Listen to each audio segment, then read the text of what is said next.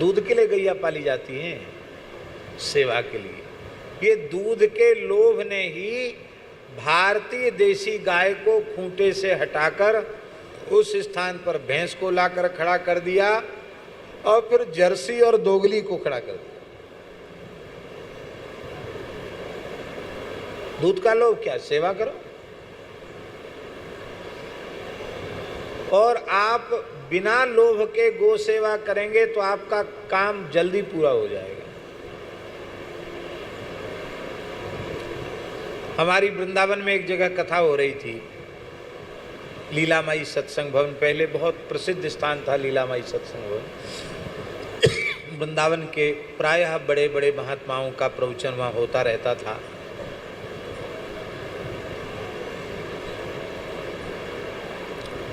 शायद कोई ऐसा बड़ा महात्मा नहीं हुआ जिसका प्रवचन वहाँ न हुआ हो, लीलामाई सत्संग भवन में। श्री स्वामी हिरदास जी महाराज, पूज्य स्वामी श्री वामदेव जी महाराज, श्री स्वामी अखंडानंद सरस्वती जी महाराज भी वहाँ पधारे। तो बड़े बड़े सबका प्रवचन होता था। शंकराचार्य भगवान भी वहाँ आते थे। बिहारी जी के निकट होने से बड़ा सिद्ध स्थान था वो मंच। 3 टाइम सत्संग होता था वहाँ। वहाँ हमारी कथा चल रही थी। पहले खूब कथाएं ब्रज में ही होती थी। तो हमारे जमुनापल्ली पार का एक ब्रजवासी आया, रोने लग गया। बोले बाबा हम तो बहुत दुखी हैं। हमने की क्या बात हो गई? बोले हमारे मैया बाप तो पधार गए, हम 2 भैया हैं और दोनों का ब्याह हो गया, दोनों के बच्चे नहीं हैं। और इतनी लड़ाई हम भाइयों में और बहुओं के कारण होती है कि घर में रहना और जीना मुश्किल है। तो आपने अपने प्रवचन में कहा कि गाय कामधेनु है, गो सेवा से सारे मनोरथ पूर्ण होते हैं। तो हमारे भाई भाई का झगड़ा मिट जाए और हमारे दोनों के घर में कोई लाला हो जाए, पुत्र हो जाए, तो आप आज्ञा करो तो हम गऊ पालें। बहुत अच्छी बात है, तुम किसान हो? बोले हाँ, खेती भी है हमारे पास, तो हरा बोने का सब साधन है, गाय की सेवा का साधन है, हम लोग जानते हैं। अब भैंस तो बाबा हम पालें, पर अब गैया पालेंगे।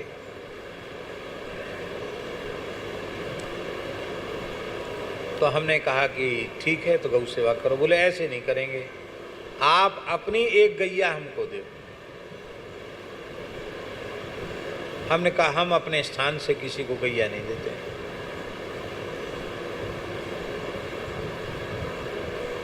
और देना भी नहीं चाहिए। उसका कारण ये है कि किसी के माथे पे तो लिख नहीं रहा है, जब तक दूध दे रही तब तक रखेंगे, फिर पता नहीं छोड़ देंगे कहाँ कौन उठा के ले जाएगा, तो पाप किसके सिर पे जाएगा? हमारी गाय अंतिम श्वास तक हमारे ही गोश्त में रहे, क्यों इधर उधर जाए? पीछे पड़ गया। बोले महाराज मैं बिल्कुल सच्ची कह रहा हूँ, कहीं नहीं दूंगा, नहीं हो बनेगा हम पे तो हम यहीं वापस कर जाएंगे। सौगंध खा के कह रहे हैं बाबा हमें दे दो गैया।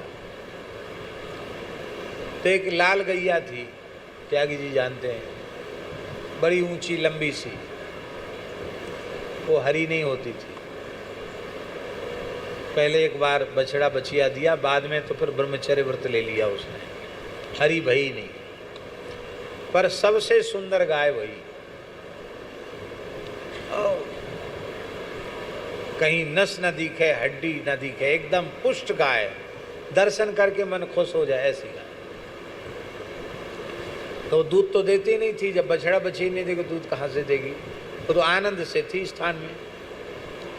बोले बाबा ये गैया पसंद आई, ये दे दो। मैंने कि इसका तो तुम और नहीं कर पाओगे सेवा। क्यों? ये तो महात्मा हो गई है, अभी बच्चा कुछ देती नहीं है, ये तो अपने संयम में रहती है, ये हरी हुई नहीं महाराज। तो उसने कहा लोभ से तो, दूध के लोभ से तो सब सेवा करते हैं, बिना लोभ के सेवा करेंगे तभी तो सेवा है। मैंने कहा तब ले जाओ। ऐसी भावना है तो ले जाओ। ले गया गैया। पति पत्नी दोनों ने गो सेवा आरंभ की, अत्यंत श्रद्धा पूर्वक गो सेवा आरंभ की। भाई भाई का झगड़ा खत्म हो गया, दोनों में प्रेम हो गया और साल 1.5 साल के भीतर दोनों के एक एक पुत्र हो गए।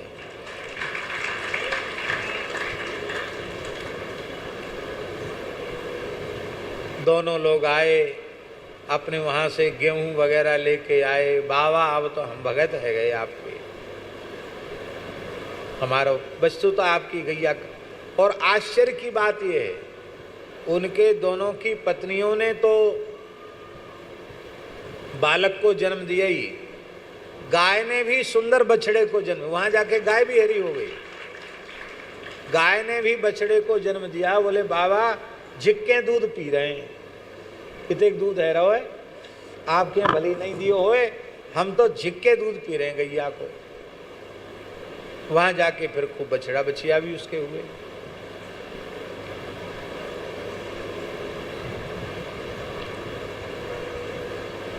दूध पर नजर भी किसी की नहीं पड़नी चाहिए। दूध अमृत वस्तु है। आपको पता है कि नहीं, गांव देहात में यदि गौशाला से घर थोड़ा दूर है तो दूध निकालने के बाद उसमें कोयला थोड़ा सा डाल देते, तब ले जाते घर तक। इतना सा कोयला डाल देते तब ले जाते। ब्रज में है ऐसी परंपरा। नेक्स्ट सा कोयला डाल देंगे फिर ले जाएंगे। हैं? ओट में रखेंगे और थोड़ा कोयला डाल देंगे जिसमें किसी की नजर न पड़ जाए, किसी की नजर न लग जाए दूध को। ध्यान में आई बात हम क्या कहना चाह रहे हैं? हम ये कहना चाह रहे हैं हमारे ज्ञान रूपी, वैराग्य रूपी, भक्ति रूपी दूध को भी किसी की नजर नहीं लगनी चाहिए। ये दिखावे की वस्तु नहीं है, ये छिपाने की वस्तु है। इसको ओट में रखना है। दूसरी बात, हृदय रूपी पात्र में उस वेदादि शास्त्र रूपी दुग्ध का हम संग्रह करेंगे, गोदुग्ध का संग्रह करेंगे, तो हृदय रूपी पात्र में छिद्र नहीं होना चाहिए और उसमें खटाई नहीं होनी चाहिए।